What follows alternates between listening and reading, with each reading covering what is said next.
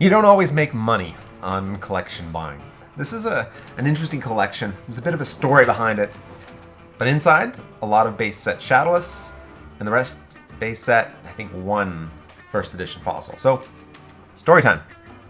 I shared this with a couple of people. It's kind of an interesting story. So this is the story, I guess, as old, as ageless as Pokemon collecting. My cousin collected Pokemon when he was 5, 6, 7 years old. And this was back in the release of Pokemon. Pokemon just hitting the market. And guess what? He collected base set. He was very early. He had baselet shadowless. Couple of unlimited here too, but base set shadowless was in his collection. And he had 2 excellent binders, 2.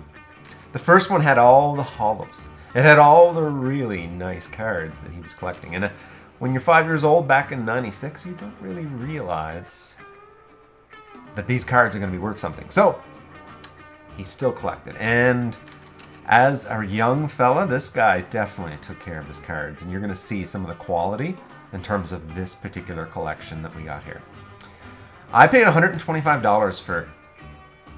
So more on that a little bit later, but I paid $125 for it, and there's a reason. So he had 2 excellent binders. One filled with the holos, first edition, shadowless. And he had another with, the rest of the cards. The seconds, the dupes, the things that aren't prime. So here we go. Approximately in 2009, his mother gave away his good binder. Yes, the story as old as Pokemon collecting could be. His mother gave away his binder, unbeknownst to him. Well, he gave that binder to my nephew, and unfortunately, he was also 5, but he did not have the same care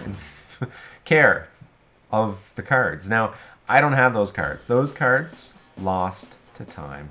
But I was able to buy the other one, the secondary binder, the binder with the rest. And here we go. We're going to look at some of these cards. Unfortunately, it was not the binder of holos. But we got shadowless, and I paid him for it because people are still working on their shadowless, and they're working on their base set binder. So the reason I bought this, normally I don't really go after really, really vintage like this. And especially, it's a very low value. But you'll see that these cards, as we start to look at them, are in absolute amazing shape for a childhood collector. Now, if you look at this particular card, it's just a base set Weedle, but this card, well, this one's not the best.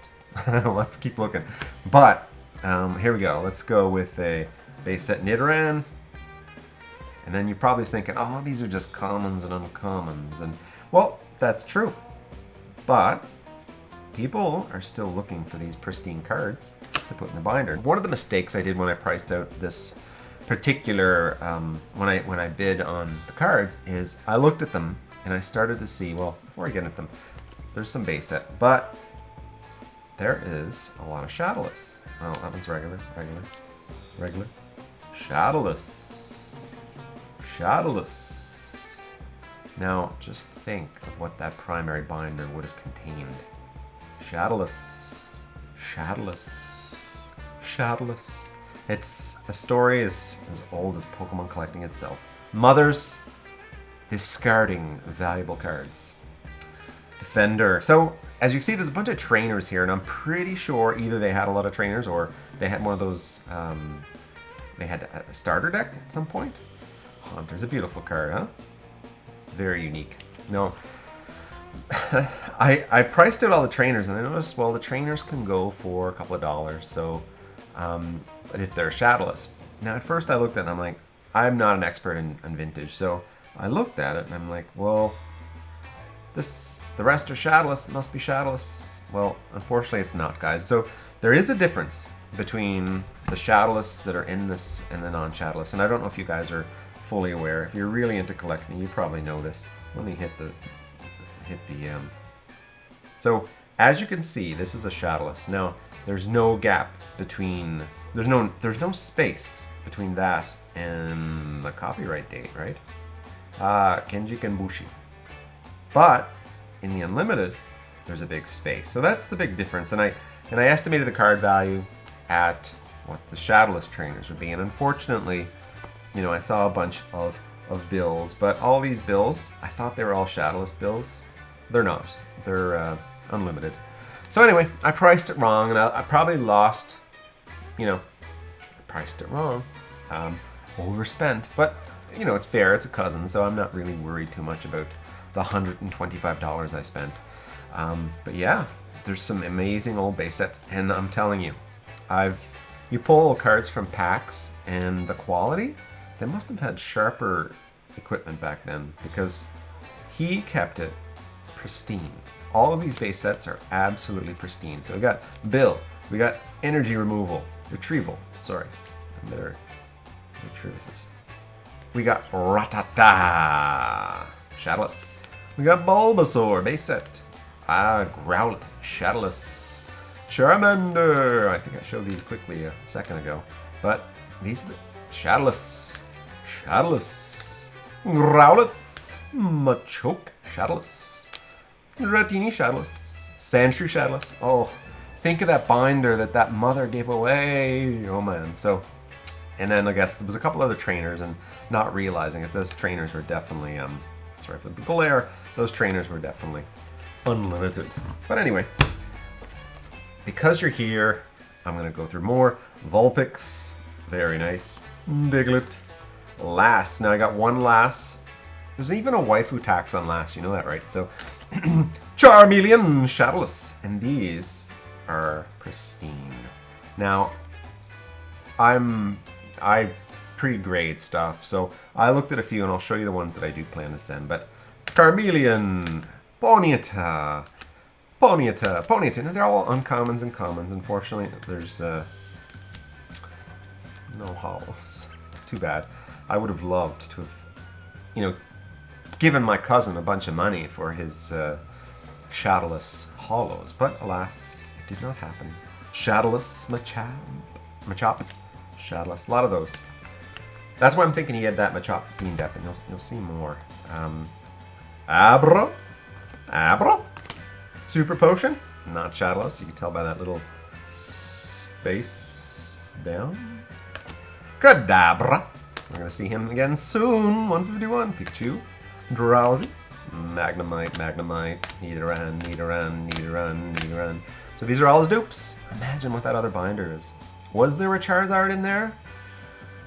Maybe. There was definitely a Mewtwo in there. There was definitely a lot of cards. Basically, just on the secondary binder, there was definitely a lot of cards, a lot of holos. Some of the rares that could have been in this collection. Anyway, we'll take a look at a few more. I was mentioning Weedle before, but now we'll Weedle, upside down Weedle. Sorry guys. I'm gonna have to switch again. Super Potion.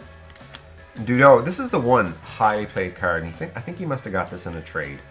But this one is definitely the only card in his entire collection that was beat up. And this one looks more traditional than what you see. And then we go, I think I showed this on a short. This is the Machop Hollows First Edition. Everyone, I think there's a lot of these.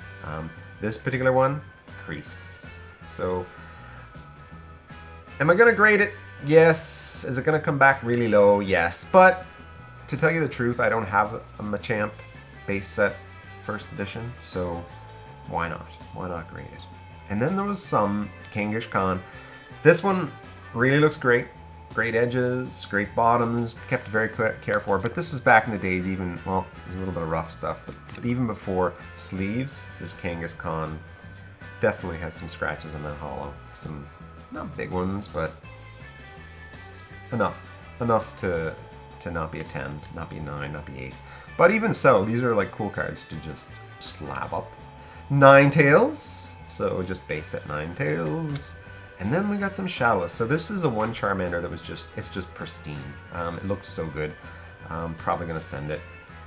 The Pikachu, well, base set Pikachu. Who doesn't want base set Pikachu to add to the collection? Ghastly, I like this card. And this one was looking really pristine. Same with this one. Vulpix, looking really pristine. So these are all ones that, well, they're not holos, but they're really cool cards. And with $15 grading, you know, why not slap it? And Arcanine. So I spent $125 in this collection. I'll probably be able to break even as I go through it and I sell it. I've evaluated it, and I went through and I figured, well, what if I graded everything and got 7s or got 6s? If I do grade stuff, I would probably break even because these are not, you know, highly gradable, sought-after cards. But if I, like I said, I pre-graded a couple. If I get a couple in a 9 or a 10, you know, could be a cool little piece for the collection or something that I can flip and upgrade. It's all about upgrading your collection, guys. So, did I lose money on spending $125 on the cards? Feel free to comment down below. What do you guys think? I really enjoyed going through this old base set, this person's collection. I lament the fact that that mother gave away his best binder. So remember, kids, don't let your mothers give away your best binder. Thanks for watching. That's us. See you next time.